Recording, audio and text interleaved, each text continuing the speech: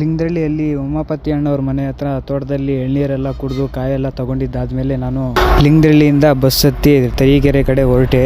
ತರೀಕೆರೆಯಿಂದ ಸೀದಾ ತುಮಕೂರಿಗೆ ಬಂದೆ. ನಾನು ತುಮಕೂರಿಂದ ಈಗ ನಮ್ಮೂರ ಕಡೆ ಹೋಗಬೇಕು. ತುಮಕೂರು ಬಸ್ ಸ್ಟ್ಯಾಂಡಲ್ಲಿ ಕಾದು ಸಾಕಾಯಿತು ಬಸ್ಸಿಗೆ. ಸೀದಾ ಗೌರಿಬಿದನೂರಿಗೆ ಬಂದಮೇಲೆ ತರಕಾರಿ ಎಲ್ಲ ತೊಗೊಂಡು ಬಾಮೈದನಿಗೋಸ್ಕರ ಕಾಯ್ತಾ ಇದ್ದೆ. ಕೊನೆಗೂ ಬಂದ. ಅವ್ನು ಸ್ವಲ್ಪ ಕಟಿಂಗ್ ಏನೋ ಮಾಡಿಸ್ಕೋಬೇಕು ಅಂದಿದ್ದಕ್ಕೆ ಇಲ್ಲೇ ಕಾಯ್ತಾ ಇದ್ದೆ. ಕಟಿಂಗ್ ಎಲ್ಲ ಮುಗಿದ ಮೇಲೆ ನಾವು ಸೀದಾ ಊರ ಕಡೆ ಹೊರಟ್ವಿ. ನಾನು ಕರ್ಕೊಂಡು ಹೋಗಕ್ಕೆ ಬಂದಿದ್ನಲ್ಲ, ನೋಡ್ರಿ ಇದೇ ಹೊಸ ಗಾಡಿ ಅವ್ನು ತೊಗೊಂಡಿರೋದು, XL 100 ಹೆವಿ ಡ್ಯೂಟಿ. ಅದೆಲ್ಲ ಆದಮೇಲೆ ಮಾರನೇ ದಿನ ನಮ್ಮ ತೋಟದಲ್ಲಿ ನೀರು ಕಟ್ತಾಯಿದ್ವಿ. ಜೋಳಕ್ಕೆ ಎಲ್ಲ ಜೋಳ ರಾಗಿ ಎಲ್ಲ ಹಾಕಿದ್ವಿ. ಶಿವರಾತ್ರಿ ಹಬ್ಬ ಎಲ್ಲ ಮುಗಿಸ್ಕೊಂಡು ನಮ್ಮ ಹೊಲದಲ್ಲಿ ಈ ಥರ ನೀರು ಕಟ್ತಾಯಿದ್ವಲ್ಲ, ಅದಕ್ಕೆ ಇಲ್ಲಿ ಪೂಜೆ ಮಾಡಿ ಈ ಥರ ಕೋಳಿ ಕೊಯ್ದು ಅಲ್ಲೇ ಅಡುಗೆ ಮಾಡಿಕೊಂಡು ತಿನ್ನೋಣ ಅಂತ ಇಲ್ಲಿ ಬಂದಿದ್ವಿ ಹೊಲ್ದ ಹತ್ರ. ಹಸು ಮತ್ತು ಮೇಕೆ ಎಲ್ಲ ಕೂಡ ಆ ಕಡೆ ಕಟ್ಟಾಕಿ ಬಂದಿದ್ದೀವಿ. ಅವೆಲ್ಲ ಹುಲ್ಲೆಲ್ಲ ಮೇಯ್ತಾ ಇದ್ದಾವೆ. ನೀರೆಲ್ಲ ಕುಡಿಸಿ ಬೂಸ ಎಲ್ಲ ಕುಡಿಸಿ ಬಂದಿದ್ದು. ಕೊನೆಗೆ ಪೂಜೆ ಎಲ್ಲ ಮುಗೀತು. ಪ್ರಸಾದ ಎಲ್ಲ ತಿಂದು ಚಿಕನ್ ಎಲ್ಲ ಬೇಯೋದಕ್ಕೆಲ್ಲ ಇಟ್ಟಿದ್ವಿ. ಚಿಕನ್ ಎಲ್ಲ ರೆಡಿ ಆಗ್ತಿತ್ತು, ಚಿಕನ್ನು ಕಬಾಬು ಎಲ್ಲ ಕೂಡ.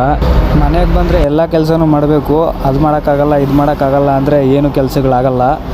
ಅಡುಗೆನೂ ಮಾಡಬೇಕು, ಹೊಲದಲ್ಲಿ ನೀರು ಕಟ್ಟಬೇಕು, ಪ್ರತಿಯೊಂದು ಕೆಲಸನೂ ಮಾಡಬೇಕು. ಆಮೇಲೆ ಎಲ್ಲ ಫಲ ಸಿಗೋದು ನಮಗೆ. ಈ ಥರ ಹೊಲದಲ್ಲೆಲ್ಲ ಕೂಡ ಪೂರ್ತಿ ನೀರೆಲ್ಲ ಕಟ್ಟಿದ್ದೆಲ್ಲ ಆದಮೇಲೆ ಅಷ್ಟೊತ್ತಿಗೆ ಅಡುಗೆ ಎಲ್ಲ ರೆಡಿ ಆಯಿತು. ಇನ್ನೇನು ಚಿಕನ್ ಸ್ವಲ್ಪ ಬೇಯಬೇಕಿತ್ತು. ಅಷ್ಟೊತ್ತಿಗೆ ನಮ್ಮ ಬಾಮೈದ ಇಲ್ಲೇ ಕೆಲಸ ಮಾಡ್ತಿದ್ದ. ಅಷ್ಟೊತ್ತಿಗೆ ಇಲ್ಲಿಗೆ ಬಂದ. ಇನ್ನೇನು ಬೇಯ್ದೈತೋ ಇಲ್ಲ ಎಲ್ಲ ಚೆಕ್ ಮಾಡಿದ್ದಾದಮೇಲೆ ಹೊಲದಲ್ಲಿ ಈ ರೀತಿ ಊಟ ಕೂತ್ಕೊಂಡು ತಿಂತಾಯಿದ್ರೆ ಸೂಪರಾಗಿರುತ್ತೆ.